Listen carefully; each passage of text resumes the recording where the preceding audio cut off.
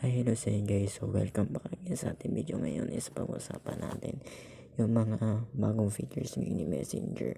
So, una is nakikita nyo to guys. Ito. Ay, sorry. Ito. Ay, sorry. Wait lang.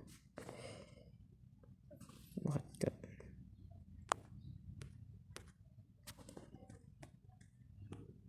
Yan, nakikita nyo yan. Yung pin na yan.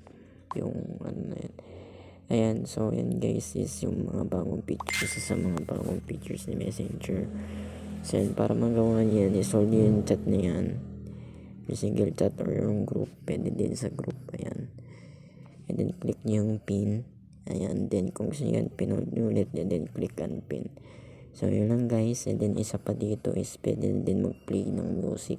So ito dito sa play music, ito minsan itong nag-bug send, bali na-fix ulit ni Meta yung feature na yun, and then nag-working na ulit siya. Yun lang guys, and I hope you learn more about our video today, and don't forget to like, share, and subscribe. Yun lang guys, and thanks for watching.